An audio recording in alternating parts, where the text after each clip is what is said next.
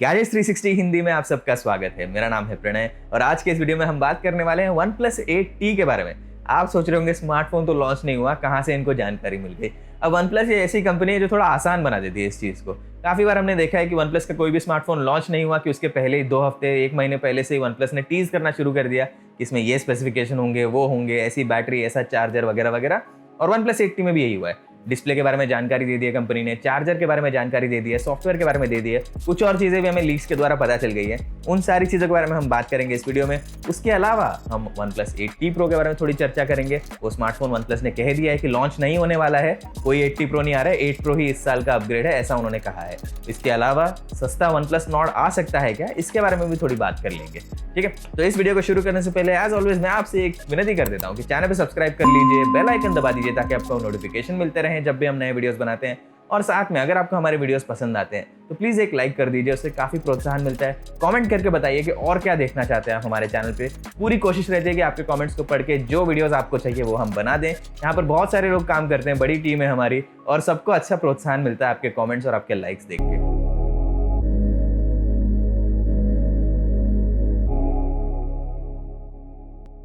तो चलिए इस वीडियो की शुरुआत करते हैं सबसे पहले बात करके कि OnePlus 8T से मुझे क्या उम्मीद है। देखिए स्पेसिफिकेशन वगैरह के बारे में आपको बताऊंगा थोड़ी देर में, उसका टेंशन मत लीजिए। लेकिन सबसे पहले मैं आपको बता दूंगा OnePlus 8T से मुझे सबसे ज़्यादा चाहिए कि प्राइस कम कर दे। अभी OnePlus 8 का प्राइस था 42,000 रुपीज़ स्टार्टिंग प्राइस, लेकिन मुझे नहीं लगता है कि OnePlus 8T उससे सस्ता होगा। अगर थोड़ा सस्ता हो जाए तो अच्छा रहेगा, या फिर सेम प्राइस पे आ जाए तो भी अच्छा रहेगा। क्योंकि OnePlus 8 से मेरी ये शिकायत थी कि जो उन्होंने प्राइसिंग के लिए जो चीज़ें दी थी ना आपको, वो मुझे ऐसा नहीं लगा कि वो ज़्यादा लोगों के रीच में है। क्योंकि ये फ़ोन जब 40,000 रुपये से ऊपर चला गया है, भले ही कितनी अच्छी वैल्यू फॉर मनी क्यों ना दे दे आपको, फिर भी काफ़ी लोगों के बजट के बाहर हो जाता है। तो OnePlus ने वही सोचा होगा खुद से भी कि ये 40 के ऊपर ज़्यादा हो गया, इसीलिए उन्होंने OnePlus Nord लॉन्च कर दिया जो 30,000 के अंडर आता है और काफ़ी सस्ते में स्मार्टफोन मिल रहा है OnePlus का, ऐसा हम कह सकते हैं उसके बारे में। लेकिन OnePlus 8 सीरीज से अभी आपकी अगर उम्मीद है कि थोड़ा सस्ता हो जाए तो वो होने नहीं वाला है। मुझे भी चाहिए कि थोड़ा सस्ता हो जाए, 35-37,000 के आसपास आ जाए, लेकिन 8T में तो नहीं होगा। होपफुली OnePlus 8 जो है ये अभी कुछ दिनों में ही प्राइस कम हो जाए इसका, ये मेरी उम्मीद है। तो देखते हैं उस पर क्या होता है। दूसरी बात यह है कि जैसा मैंने आपको पहले कहा, इस बार OnePlus 8T Pro ऐसा नाम का कोई स्मार्टफोन नहीं आने वाला है। OnePlus 8 Pro ये 2020 के लिए OnePlus का फ्लैगशिप है, ऐसा कंपनी ने कह दिया है। तो OnePlus 8T Pro के ना लॉन्च करने का मोस्टली मेरे ख्याल से रीजन तो यही है कि जो 8 Pro में फीचर्स उन्होंने दे दिए, IP रेटिंग, वायरलेस चार्जिंग वगैरह देने के बाद ने अपग्रेड करने के लिए ज़्यादा कुछ बचा नहीं, ऐसा कंपनी को लग रहा है। इसीलिए उस कंपनी ने कुछ और वहाँ पे दिया नहीं है। तो ये तो रही बेसिक बात। इसके अलावा OnePlus 8T का लॉन्च है ना, वो अक्टूबर 14 को है। कि लॉन्च डेट कंपनी ने अनाउंस कर दी है, 14 अक्टूबर को लॉन्च हो रहा है। और मुझे उस लॉन्च से OnePlus 8T से ज़्यादा उत्साह है कि कोई सस्ता OnePlus Nord स्मार्टफोन लॉन्च कर दें, या फिर OnePlus Nord सीरीज में अंडर 20K में कोई डिवाइस आ जाए, तो उस पर मैं ज़्यादा उम्मीद रख रहा हूँ। लेकिन सच बता रहा हूँ आपको मैं, अक्टूबर 14 को वो लॉन्च नहीं होगा। क्योंकि क्या होता है ना, ऐसे अगर एक सस्ता Nord वो लॉन्च कर दें तो उसके लिए अलग इवेंट रखेंगे। वो OnePlus 8T के इवेंट में अगर वो Nord को भी लॉन्च कर देंगे तो फिर वो OnePlus 8T की पब्लिसिटी खत्म हो जाएगी ना। लास्ट टाइम भी ऐसे ही किया था कंपनी ने। OnePlus 8 और 8 Pro पहले आया था, उसके 1-1.5 महीने बाद में उन्होंने लॉन्च किया था OnePlus Nord को, और दोनों स्मार्टफोन्स को अच्छी पब्लिसिटी मिली। तो मार्केटिंग के तौर से अगर आप देखेंगे, मुझे नहीं लगता है कि OnePlus Nord इस टाइम पे आएगा।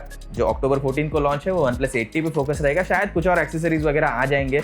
उम्मीद है कि कुछ OnePlus वॉच टाइप के अनाउंसमेंट भी हो जाए, बट वो होने नहीं वाली है। लेकिन देखते हैं क्या करती है कंपनी। मैं चाह रहा हूँ कि इकोसिस्टम के लॉन्चेस भी कुछ हो जाए उसी के साथ में, लेकिन देखते हैं अभी आगे। बाकी तो वेट ही करना पड़ेगा, अक्टूबर 14 को क्या लॉन्च होता है वही देखना पड़ेगा। बस Nord अगर सस्ता वाला आपको चाहिए, जिसके लिए मैं बहुत बेसब्री से इंतजार कर रहा हूँ, तो उसकी उम्मीद ना करें इस लॉन्च से, ऐसा मेरा कहना है। तो चलिए अभी शुरू करते हैं OnePlus 8T के स्पेक्स के बारे में बात करने के लिए। तो सबसे पहले हम बात करेंगे डिस्प्ले के बारे में। अभी कंपनी ने ऑलरेडी अनाउंस कर दिया है 6.55 इंच की डिस्प्ले रहेगी इस स्मार्टफोन में, और 120 हर्ट्ज का रिफ्रेश रेट मिलेगा। अगर आप रेजोल्यूशन के बारे में सोच रहे हैं तो मेरा बेस्ट गेस ये है कि फुल HD+ रेजोल्यूशन ही रहेगा इसमें। अगर आप इसमें QHD+ एक्सपेक्ट कर रहे हैं तो मेरे ख्याल से वो शायद नहीं आएगा इस स्मार्टफोन में। अब रही बात यहाँ से रैम और स्टोरेज की, तो 2 वेरिएंट्स आने वाले हैं, ऐसा सुनने में आ रहा है लीक्स के द्वारा। 8GB रैम 128GB स्टोरेज और 12GB रैम 256GB स्टोरेज। अभी OnePlus 8 के साथ में आपको याद होगा कि भारत के लिए स्पेसिफिक उन्होंने एक 6GB रैम का वेरिएंट लॉन्च किया था। मैं नहीं चाहता कि OnePlus 8T में ये वाला वेरिएंट आ जाए, क्योंकि क्या हो जाता है ना, फिर वो बस प्राइस कम करने के चक्कर में रैम कम करके फिर एक वेरिएंट अलग आ जाता है, ऐसा लगता है। तो सबको मैं यही रेकमेंड कर रहा हूँ कि OnePlus 8 में भी वो 8GB वाला वेरिएंट अच्छा रहेगा, क्योंकि ज़्यादा देर तक अगर चलना है, मतलब फ्यूचर प्रूफ रखना है स्मार्टफोन को, थोड़ा एक्स्ट्रा रैम रहेगा तो वो अच्छा रहता है। आज की डेट में तो 6GB रैम काफ़ी है सबके लिए, लेकिन 2 साल के बाद में अगर आप अपना OnePlus 8 स्मार्टफोन यूज़ करना चाहते हैं 8 GB रैम वेरिएंट रहे तो थोड़ी वो पीस ऑफ माइंड रहती है, थोड़ी मतलब इसे अच्छा लगता है कि भाई अभी इसको अपग्रेड करने की इमीडिएटली जरूरत नहीं, रैम की तो प्रॉब्लम नहीं हो रही है यहाँ पे। तो उस कारण से मुझे लगता है कि 8 GB रैम वेरिएंट अगर बेस हो जाए OnePlus 8T का तो वो अच्छा रहेगा। लेकिन देखते हैं, शायद कंपनी भारत में प्राइस कम करने के लिए एक 6 GB रैम वेरिएंट लॉन्च कर दे अलग से, ये हम देखेंगे, अभी लॉन्च होने के बाद नहीं पता चलेगा। OnePlus कंपनी का भारत पे बहुत ध्यान रहता है क्योंकि भारत उसका सबसे बड़ा मार्केट है, ऐसा कंपनी बार बार बोल चुकी है। तो इसीलिए यहाँ पर आपको बहुत सारी चीजें पहले मिलती हैं जो दूसरे देशों में नहीं मिलती हैं। आप अमेरिका में देख लीजिए OnePlus का लॉन्च का साइकिल क्या है, काफी देरी से लॉन्च करते हैं वो अपने स्मार्टफोन्स वहां पर, तो इसीलिए अच्छा लगता है कि इस ब्रांड का फोकस भारत पे है। चलिए अब बात करते हैं स्मार्टफोन के प्रोसेसर की, और यहाँ पर मुझे थोड़ा मतलब जितना लीक्स देखा है उसे देख के थोड़ा दुख हो रहा है। अभी जितने लीक्स देखे हमने, गीक बेंच पे किसी ने मतलब स्मार्टफोन पर बेंचमार्क रन कर दिया तो उस पर पता चल गया कि OnePlus 8T में स्नैपड्रैगन 865 प्रोसेसर कंपनी इस्तेमाल करने वाली है। अभी ये लीक इन्फॉर्मेशन है तो थोड़ा मतलब ऐसा भी हो सकता है कि लॉन्च में कुछ चेंज हो जाए, लेकिन वो 865 प्लस का जो प्रोसेसर है वो स्मार्टफोन में नहीं आएगा, ऐसा अभी तक जानकारी मिली है। तो इससे मैं थोड़ा दुखी हूँ। अगर उसमें 865 प्लस नहीं है तो थोड़ा ऐसा लगता है ना कि ROG Phone 3 जो लॉन्च हो चुका है 3 महीने पहले, अब वो स्मार्टफोन आपको दे रहा है 865 प्लस, तो इसमें आपको क्यों ना मिले? सबसे बेस्ट प्रोसेसर जो मार्केट में अवेलेबल है वो मिलना चाहिए, ऐसा मेरा मानना है, तो इसीलिए थोड़ा दुखी हूँ। लेकिन अगर आप सोच रहे हैं कि OnePlus कंपनी क्यों 865 प्रोसेसर के साथ में लॉन्च कर रही है, इसके दो कारण हो सकते हैं। अब एक जो है, आपसे बात करते हैं ना, डायरेक्टली आपसे बात करते हैं कि आपका यूज केस क्या है, उसके हिसाब से अगर आप एकदम ही ओवरक्लॉक करना चाहते हैं स्मार्टफोन को, बेस्ट पॉसिबल परफॉर्मेंस चाहते हैं, बेंचमार्क्स में सबसे अच्छी परफॉर्मेंस हो, गेमिंग में भी सबसे अच्छी परफॉर्मेंस हो, तो आपके लिए 865 प्लस है।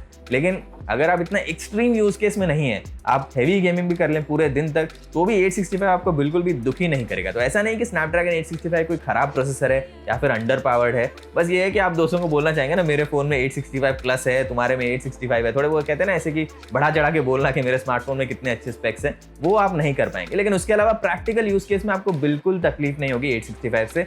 जितनी टेस्टिंग की है स्नैपड्रैगन 865 वाले स्मार्टफोन से, हम बिल्कुल भी निराश नहीं हुए वहाँ पे, और उसमें 5G सपोर्ट भी है, तो ऐसा भी नहीं कि कोई आपको पुरानी टेक्नोलॉजी यहाँ पे मिल रही है। तो एक तरफ मैं दुखी हूँ कि बेस्ट पॉसिबल प्रोसेसर आपको नहीं मिल रहा है क्योंकि ये फ़ोन काफ़ी महंगा है, ऐसा नहीं कि मतलब ये सस्ता फ़ोन होने वाला है OnePlus 8T, तो एक तरफ से मैं दुखी हूँ। लेकिन दूसरी तरफ से ऐसा भी लगता है कि लॉजिकली अगर आप देखें तो इससे कोई ज़्यादा नुकसान नहीं होने वाला किसी को।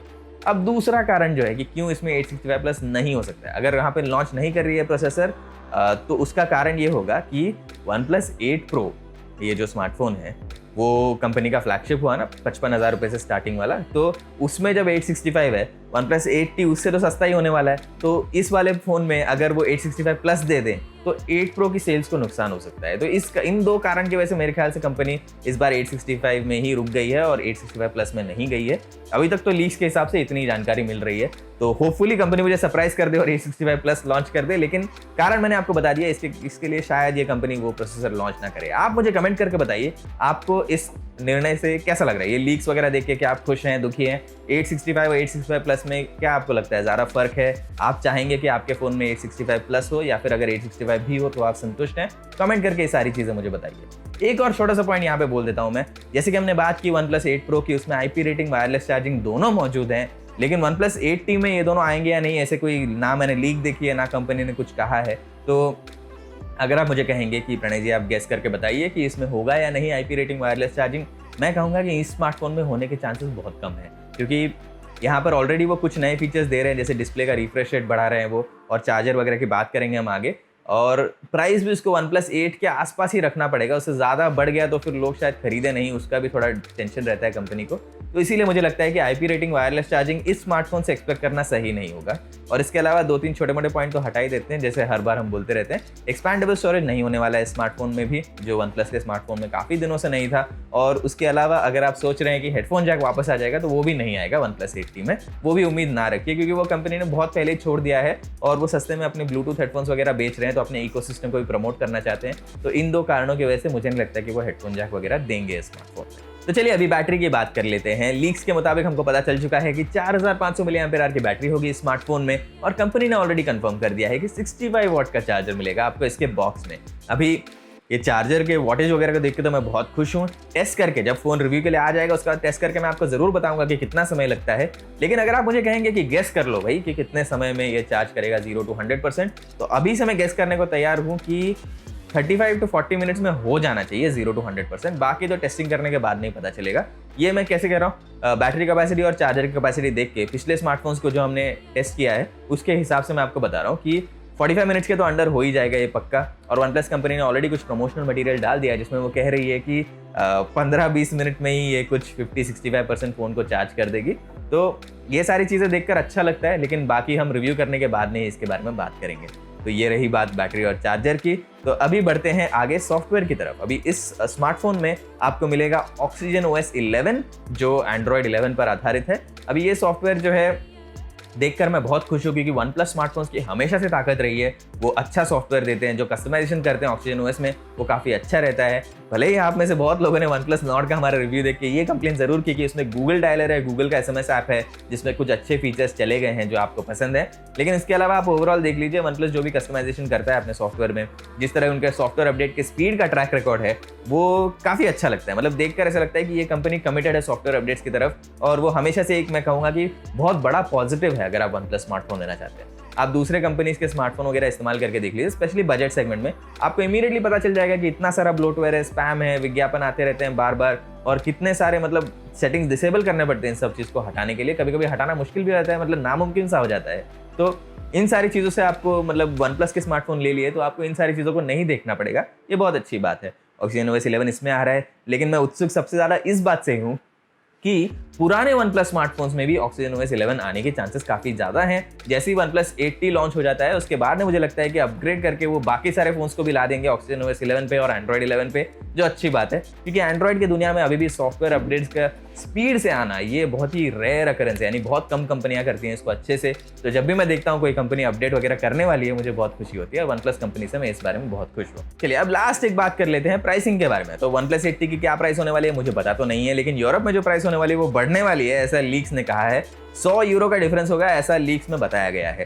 तो इसमें 100 यूरो का डिफरेंस मतलब कितना होगा, लगभग 7,000 का अंतर होगा उन देशों में। भारत में मुझे नहीं लगता है कि 7,000 रुपये ज़्यादा होगा वन प्लस 8T का प्राइस। अगर आप मुझे बोलेंगे गेस कर लो कि कितना हो सकता है वन प्लस 8T का प्राइस, मैं कहूँगा 45,000 के आसपास इसका स्टार्टिंग प्राइस होगा, ऐसा मुझे लग रहा है। अभी इसके आगे ज़्यादा कुछ कहना तो अभी सही नहीं होगा क्योंकि इन्फॉर्मेशन आई नहीं है, कंफर्म कंपनी ने बताया नहीं है। तो जितना बेस्ट गेस में प्राइस आपको बता सकता हूँ यही बता रहा हूँ। थोड़ा और कम होता तो मुझे भी अच्छा लगता है, लेकिन रियलिस्टिकली आप भी देखिए नए जो फीचर मिल रहे हैं स्मार्टफोन में उसके हिसाब से मुझे नहीं लगता कि इससे कम प्राइस करना कंपनी के लिए भी सही होगा, क्योंकि वन प्लस कंपनी जो है 8 सीरीज को यानी 8 प्रो और 8T इन सारी चीज़ों को अपने प्रीमियम डिवाइस की तरह देख रही है, और नॉट ये ऐसा डिवाइस है जो उनके वैल्यू फॉर मनी सेगमेंट में आ रहा है अभी। तो अगर आपको अच्छी प्राइसिंग चाहिए, एकदम ऐसा लगे कि भाई इमीडिएटली खरीद लो, तो नॉट सीरीज से ज़्यादा उम्मीद रखनी चाहिए। वन प्लस 8 सीरीज से अगर आपको एकदम ज़्यादा अफोर्डेबल वाला स्मार्टफोन की फील चाहिए तो वो नहीं मिलेगी क्योंकि ये प्रीमियम डिवाइस की तरफ जा रहे हैं। तो इसीलिए मुझे नहीं लगता है कि 45,000 से कम इसका स्टार्टिंग प्राइस होगा। बाकी देख लेते हैं, 14 अक्टूबर को फिर बात करेंगे, फिर पता कर लेंगे कि ये स्मार्टफोन कितना अच्छा है कितना बुरा है रिव्यू वगैरह करने के बाद में। और फिर आप भी बताइए कमेंट में कि आपको कैसा लग रहा है वन प्लस 8T के जितने लीक स्पेसिफिकेशंस वगैरह देख के क्या लग रहा है कि ये अच्छा दावेदार हो सकता है अंडर 50,000। क्या आप लेना चाहेंगे स्मार्टफोन को या फिर आप किसी और फोन का इंतजार कर रहे हैं? सारी चीज़ें मुझे कमेंट के द्वारा जरूर बताइए। टेक्नोलॉजी की और जानकारी चाहते हैं तो hindi.gadgets360.com पर जरूर जाइए।